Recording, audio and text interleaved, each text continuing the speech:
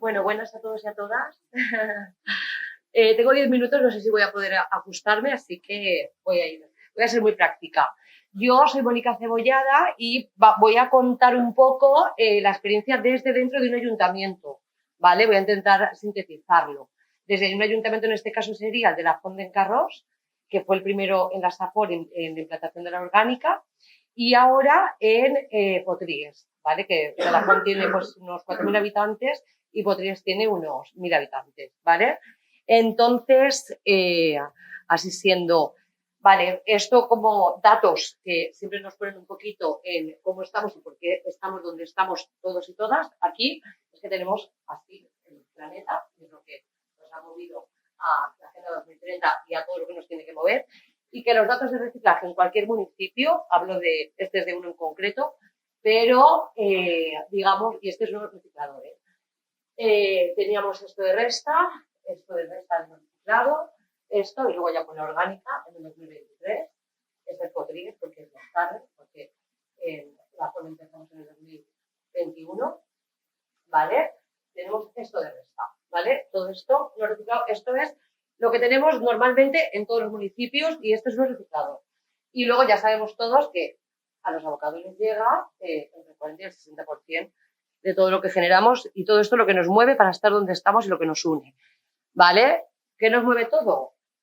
Lo que ya sabemos, ¿no? La Agenda 2030, la normativa europea, la valenciana, ¿vale? En el 2019, la nacional y luego ya qué hace cada municipio, si se pone en acción o no se pone en acción. Yo entro en el 2020 con la normativa con el PIB, el valenciano, que ya te dice que tiene que haber un educador ambiental en cada municipio y que eso es lo que vengo yo sobre todo a defender, que tiene que haber un educador ambiental local en cada ayuntamiento y eso es lo que tenemos que defender, educador ambiental local, ¿vale?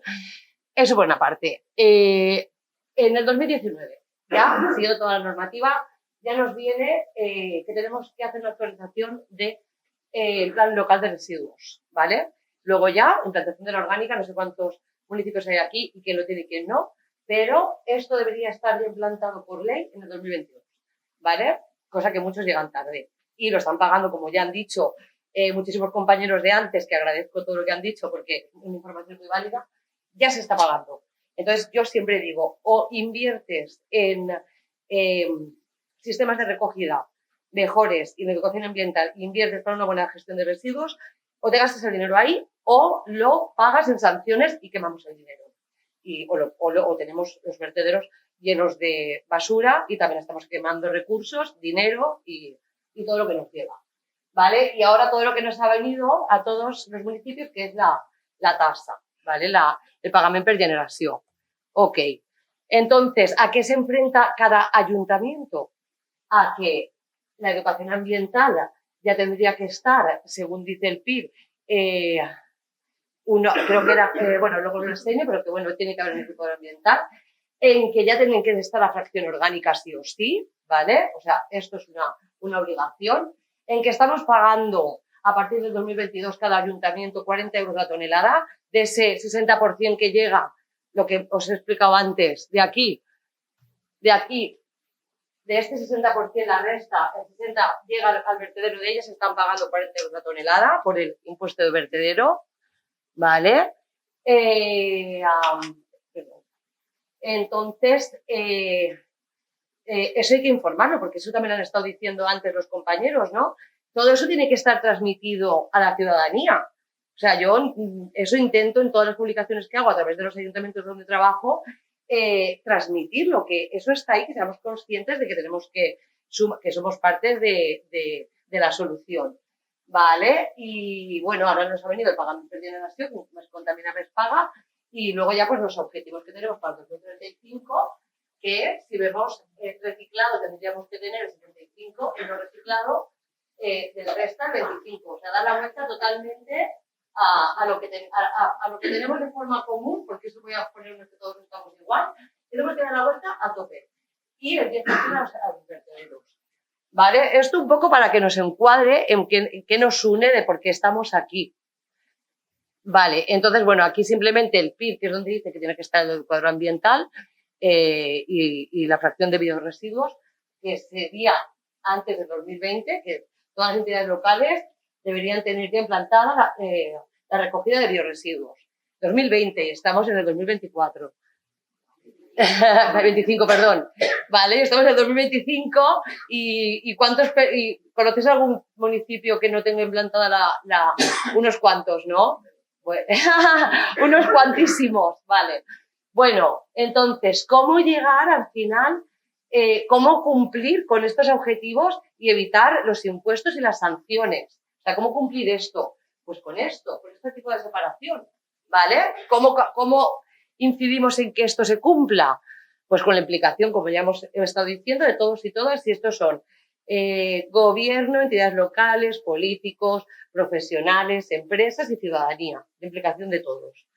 ¿Vale? Al final, ¿qué tiene cada ayuntamiento como servicios para la separación de residuos? Todos este tipo de contenedores más este servicio de educación ambiental, ¿vale? Para que se cumpla esto. Como un servicio más, no es solo poner contenedores,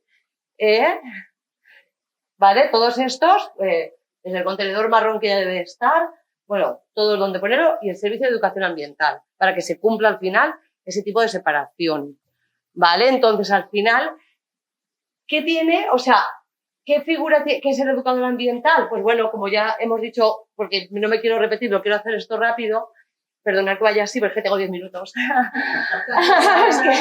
es que esto es un reto. Entonces, de 20 que eran, bueno, entonces los educadores al final son sí o sí una herramienta para cumplir la ley. O sea, sí o sí somos, yo ahora te lo digo y digo, mira, qué superpoderes, herramientas de la ley sí o sí, ¿vale? Para que todos, porque al final la ley es un mandato, pero al final en el equipo, ¿a quién tienes que llegar? A la ciudadanía, al ciudadano. Al final, ¿a quién tienes que hacer cumplir al ciudadano? Entonces, bueno, como objetivo principal es hacer una mejora en la gestión de residuos del municipio, sí o sí, ¿vale? Si estaba antes con contenedores abiertos, con todas esas cantidades de reciclaje, sí o sí tiene que haber una mejora, ¿vale? Y al final también, ¿cómo? Bueno, una mejora atendiendo a la ley, por supuesto, y a los nuevos cambios. Campañas de información, sensibilización, prevención y gestión de residuos, que esto ya me repito porque ya lo sabemos todos. ¿Qué puede hacer al final el educador ambiental y qué necesita? Vale, bueno, vamos a ponernos que ya a la acción, ¿no? De la ley, de lo que te está marcando la ley, a lo que tienes que hacer. Pues todo esto lleva toda esa faena, poner el orgánico, dar unas facilidades y que eso se cumpla, ¿no? Vale, al final, esto a todos nos suena, ¿hay alguien que no le suene esto? El contenedor marrón, la llave, la bolsa orgánica, ¿no? Deberíamos estar todos a tope con esto. Vale. Para que eso se cumpla y se haga esa campaña, llegue el contenedor y se cumpla, ¿qué necesita? ¿Qué función? En un ayuntamiento, ¿qué va a hacer un educador ambiental? Pues estar visible, lo primero. Visible para hacer un servicio de atención personalizada. Yo, en mi caso, por ejemplo, por decir, yo estaba al lado de donde es el registro y la gente va a empadronarse. Entonces, la persona que va a empadronarse, bueno, la primera vez que yo repartía tenía colas, pero luego yo voy a las personas. Entonces, yo me pongo al lado, estoy visible, estoy haciendo mis cosas, mis campañitas, mis historias, y quien va a hacer un padrón, pues directamente se lleva el padrón más el cubo. ¿Vale? ¿Por qué? Porque es un vecino más y porque en este pueblo existe el contenedor marrón y en este pueblo todo el mundo tiene que tener el contenedor, el kit en su casa. Y tú das la información directa, ¿vale? O sea, eso es estar visible para todo el ciudadano. Accesibilidad, pues con servicios de WhatsApp, con listas de difusión directamente a los recicladores, donde les vas informando y donde tienes también, mediante un servicio de WhatsApp, un contacto directo y constante con ellos, porque al final son ellos los que tienen que hacer cumplir y al final tú eres una figura, ¿vale? Aliados, o sea, yo como tanto en la FON como en Potrías, al final mis aliados a la hora de ejercer bien mi trabajo, pues son todos ellos, ¿no? Es el consorcio de residuos, el que me ha ayudado un mogollón, porque fuimos el primer pueblo de la FON en Carros en la SAPOR y entonces era todo muy nuevo y me ayudaron un mogollonazo dándome muchísimas consignas, servicio de educación ambiental, por supuesto, la mancomunidad, que también hemos hecho con el servicio de educación ambiental, Las empresas de recogida de residuos, en este caso nosotros tenemos Alerma, y el contacto es directo, que tienes que tener contacto con toda la trazabilidad de los residuos para que todo al final esté fluyendo, para tener información de los kilos que se generan, de hacer tus estadísticas, Ecovidrio, Ecoembes, pues cualquier tipo de información, o al final también las toneladas que están saliendo de tu pueblo, y luego servicios. Luego ahora con que sí también estoy trabajando es con el catering que lleva, con el servicio de catering que lleva el colegio, que lleva diferentes grandes productores, pues al final yo voy al grande productor a hablar con ellos y digo, la cocina te la lleva un catering. Pues es que ese catering que ya está cocinando y trabajando con materia orgánica tiene que estar también informado que el Ali también es para ellos. Pues entonces al final te haces aliados por todas partes para que se cumpla el objetivo común, ¿vale? Tienes que tocar muchos. Luego comunicación. Solo educador ambiental a veces tienes que hacerlo todo, desde la campaña, el diseño, la salida, el texto. Desde un ayuntamiento hablo porque los recursos son muy escasos y tanto la faena del educador ambiental a veces viene por subvenciones que se acaban. Entonces tienes que hacer también virguerías en 6 meses, luego se te acaba el contrato, luego tienes que volver, cumplir todo eso en 6 meses, ahora un contrato de 9 meses, porque no está estabilizado el servicio de educación ambiental en los ayuntamientos. Entonces, pues bueno, y no hay casi recursos, pues tú tienes que hacer virguerías. Luego, planificación de talleres y actividades, elaboración y desarrollo de materiales didácticos para todo, o sea, planificarlo todo, y desarrollo también de proyectos de educación ambiental, que ahora veremos en ejemplos, ¿vale? Otra cosa también, organización de eventos, ahora os pondré unas fotos, grandes productores, porque eso lleva también una incidencia entre el gran productor, qué necesita, qué no necesita, qué facilidades le das, cómo hacerlo. No es fácil, lleva muchísimo trabajo, pero se hace. Pedir las subvenciones, también al final tienes que estar detrás de pedir subvenciones y las memorias. Y luego, claro, lo puse el último, porque digo, es que también sé control de stocks, que haya bolsas, que haya kits, que haya llaves, ¿no? Que toda la parafernalia, pues eso, todo eso lo hacemos los educadores ambientales, no solo hacemos un taller y con el taller se acaba, tienes que hacer un seguimiento para todo, ¿vale? Entonces, ahora al final también aquí un poco, ¿qué necesidades, qué necesita el servicio de educación ambiental para que sea efectivo?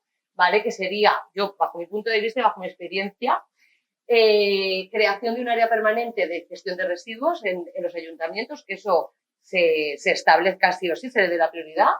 Servicio de educación ambiental con personal local, porque es el que al final va a conocer a los bares, al colegio, a la directora, a los niños. Al final te reconocen como tal y si tienen algún problema o alguna duda, tú eres un referente. Y también te da como más éxito a la hora de si tienes que mover cualquier tipo de actividad, como ahora os voy a enseñar varias. Luego continuar los proyectos, compromiso, implicación y convicción del equipo de gobierno, porque a veces cogen el educador ambiental y ya te apañarás, ¿vale?